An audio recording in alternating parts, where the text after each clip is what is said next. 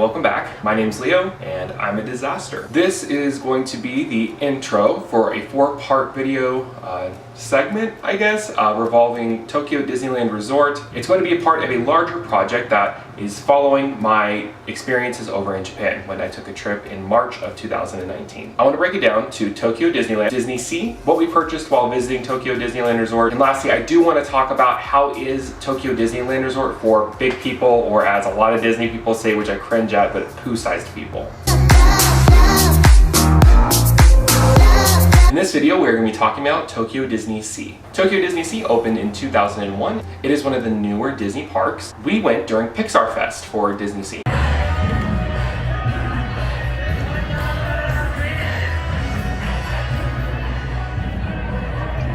As I said in Tokyo Disneyland's video, I highly recommend that you go early. You have to go early, especially for Tokyo DisneySea. We arrived only 15 minutes early.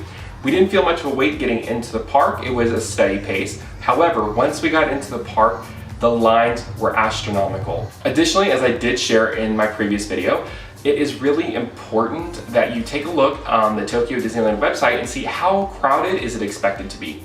We went to Tokyo Disneyland on a moderately crowded to low capacity day, and we went to Tokyo DisneySea on a moderate day. The difference was absolutely felt. Tokyo Disneyland was still pretty busy, but Tokyo DisneySea was a monster. There was so many people. Again, we arrived at 7:45 in the morning. Whenever we entered, we wanted to go to the Tower of Terror. That's one of my all-time favorite rides. I do live in California, and we have since changed it to the Guardians ride, which huge fan of as well. However, I do still miss the Tower of Terror. Now, we had one person in our party, Salvador, who did not want to join us on the Tower of Terror. It's a bit too intense for him, so he opted to go get fast passes for us. We waited 3 hours for the Tower of Terror. 3 hours. About an hour to an hour and a half in that wait, Salvador finally was able to get fast passes as he was in the fast pass line. Not the line for the attraction, the fast pass line.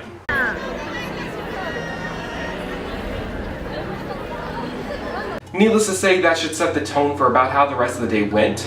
We opted to do probably less rides and more experience, as that is what DisneySea is, very experiential park.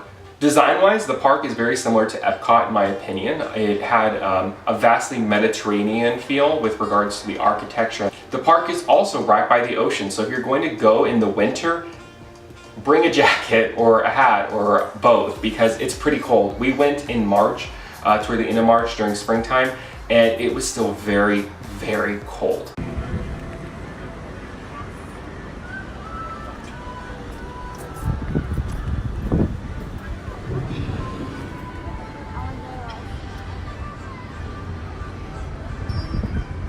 Once we left the Tower of Terror and we wandered for a bit, we came upon the Little Mermaid under the sea. It was so pretty. It's a dome, and you can tell right when you walk into that area what you're going to be getting. Again, it's a dome that's decorated to look a little bit like Atlantica, so you go inside and it takes you down a bit, which is nice because it does keep that area cooler during the summer days. I can see that being a huge benefit. Once you get down there, it's very magical. It almost felt like Pandora did in the Animal Kingdom. There were rides down there. There was also Sebastian's Calypso Kitchen. We stopped there for lunch. It was very, again, fast-paced. The line was not terribly long, but once we got through, we were able to go get our table. Keep in mind that they do not let you go get your table beforehand. They do want to see that you have food, which I think works well. Rather than everyone reserving all these seats or throwing their stuff down while people are, shopping or going to go to the restroom or what have you, the staff there and the cast members, they make sure that you have your food and you are ready to eat before they're going to let your party sit down. I liked it.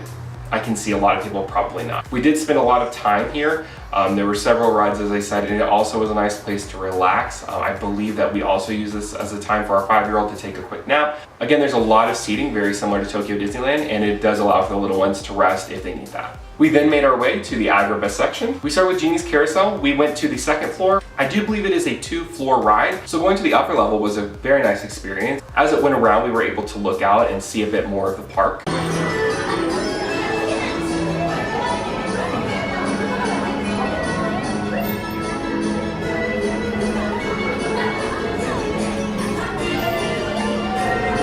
How's the ride?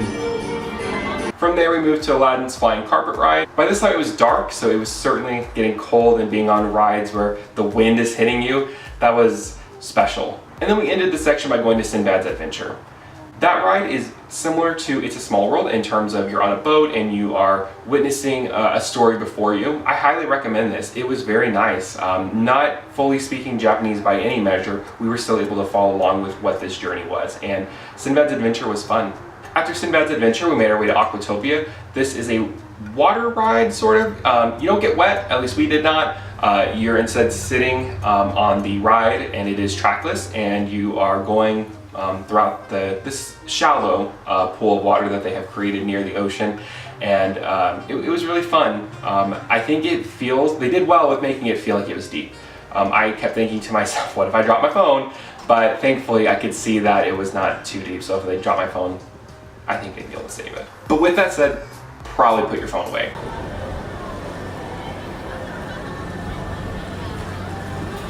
Afterwards, we made our way to the Toy Story Mania. The queue is just as great as any of the other queues I have mentioned. They made you feel like a toy in the story. There were large crayons and other props, and it was a great, cute queue. Even though we had fast passes, we probably waited 30 to 45 minutes, as I believe this is one of the biggest rides at DisneySea. Very, very popular and high in demand, and it should be. It's a good ride.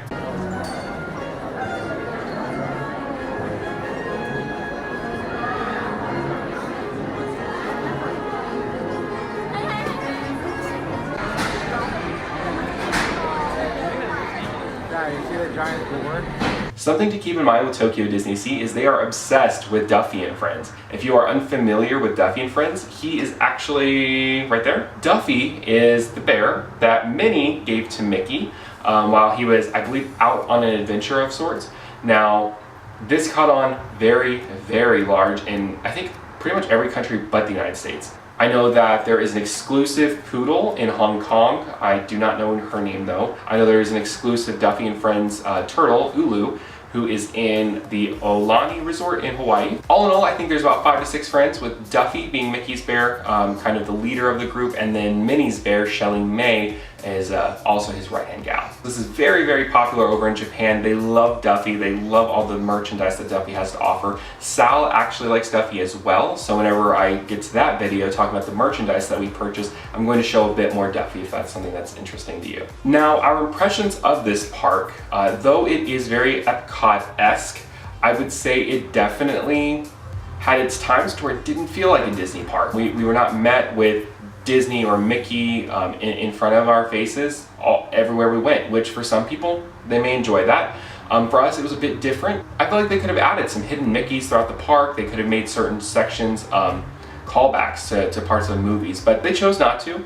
I will say where they decided to spend most of their budget with respect to with The Little Mermaid and Agrabah and all the different areas, very, very beautifully well done. Probably one of our favorite snacks that we had while we were there was the alien mochi.